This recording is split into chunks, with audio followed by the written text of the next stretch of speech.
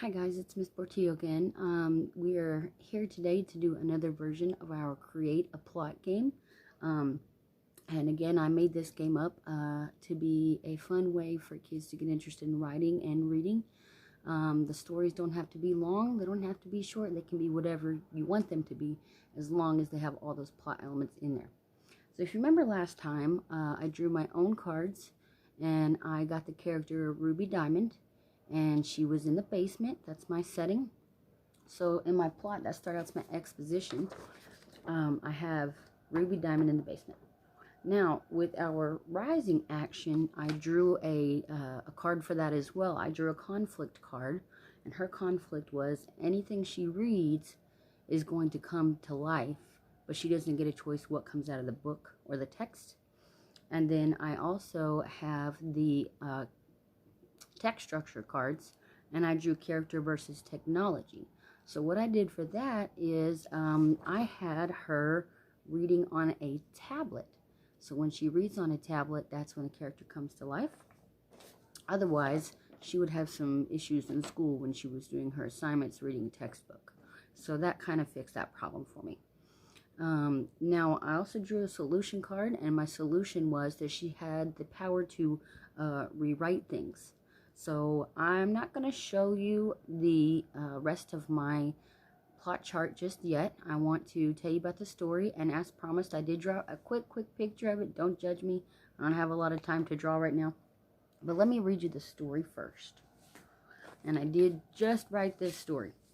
I'm sorry it's so late. Alright, so make sure you listen for those plot elements. Ruby Diamond was in the basement, alone, reading. She was always in the basement nowadays. She'd read every book in her tiny apartment 1,000,000 times. So her parents had finally gotten her an iPad for Christmas. They'd scrimped and saved and worked extra jobs just to afford it. Ruby, true to her name, loved red. Her two favorite things were reading and red. And she loved reading all sorts of books, big, small, thick, thin. It was as if the books took her away to a distant, faraway land. With her school's new program, she'd been able to download hundreds of new, wonderful books on her tablet. She now spent every minute she could in the apartment complex's storage basement reading. It was the only place she could go to have any quiet. Ruby's teacher had asked them to practice reading aloud. It was supposed to help them hear their mistakes, remember the story better, or something. She decided to start with an easy book for practice. It was literally about a distant, faraway land. Knights, dragons, damsels in distress, and fairies, it had it all. Ding! Her tablet made the familiar sound as she clicked it on. She scrolled through the sections until she found the book she wanted and clicked it. Her voice echoed off the old stone walls of the basement as she began to read aloud. Long, long ago, in the faraway kingdom of Usaber, there lived a king, a queen, and their beautiful daughter. As a princess, their daughter was heir to the throne. There was, however, one big problem. The princess had to marry by her 23rd birthday, or she'd lose the kingdom forever. Ruby stopped. Well, so far this sounded about like every other story she'd read or heard. Shouldn't be too hard to remember this. She read some more. The king and queen decided to have messengers sent all throughout the land to every eligible man.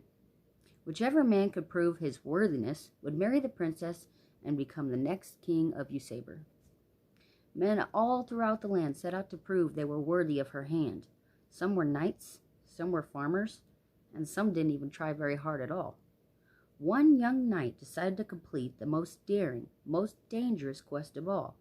He'd heard legend of a creature so ferocious, so cunning, that it had never been found. It lived high up in the mountains far from the kingdom. Early the next morning, the young knight left for his journey. He would bring the king the head of this creature and win the princess's hand in marriage. He'd heard tales all his life about the dragon in the mountain.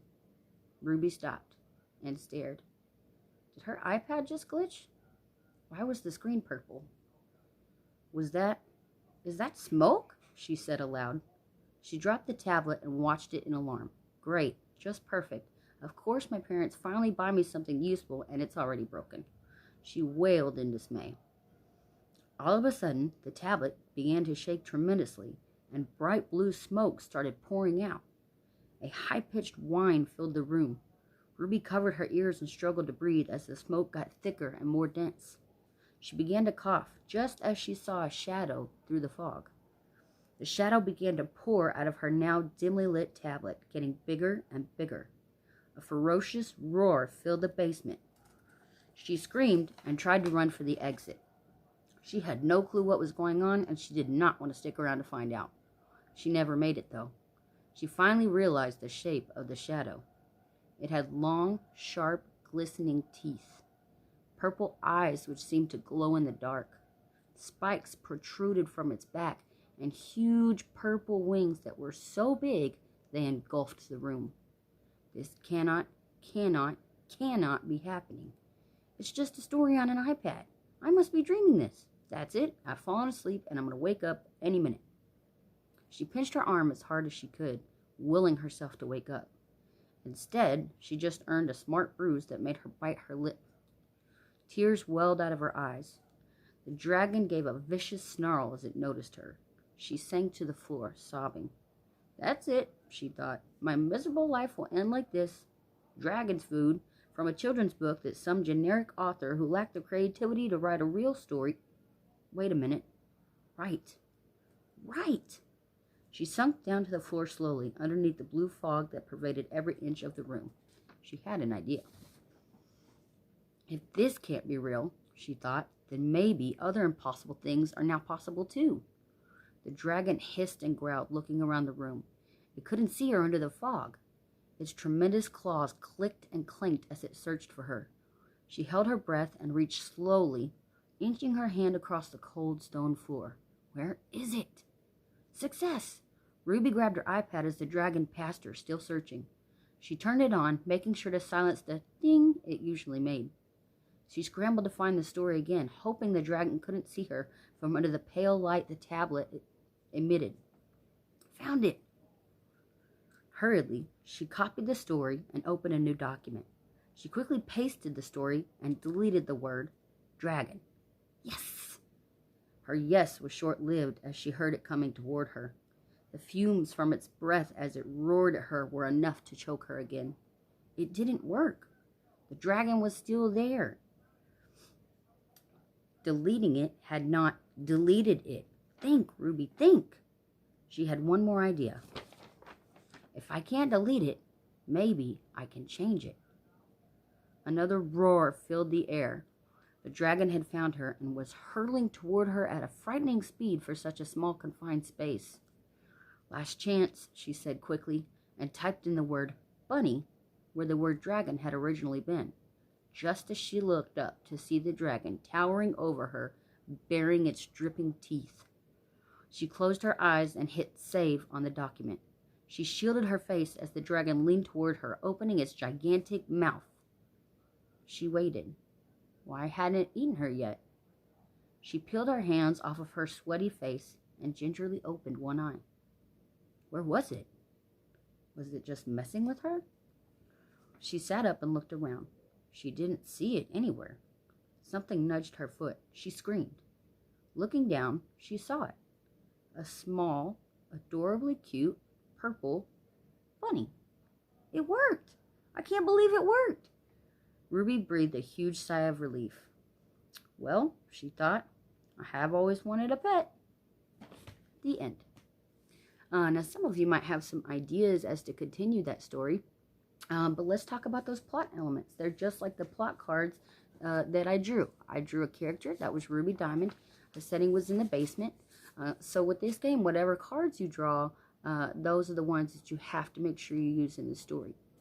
We also have our conflict cards that gives you your problem, and our text structure cards. So you have to incorporate that text structure into the problem, and then a solution card. Okay? So now here's what I want you to do. I'm going to draw some more cards, and this time you are going to write me a story. And you can send it to me, message me, take a picture of it and send it to me, email it to me, whatever you want to do. Okay? And just like last time, I will also write a version of the story myself, and then I will also draw another picture for it. Oh, before I forget, as promised, here is my picture of, there's Ruby Diamond. It says Ruby versus Technology. And there's the dragon pouring out of her tablet. And of course, she's in the basement. There we go. How's that? Again, don't judge my art. I don't have a lot of time for drawing right now.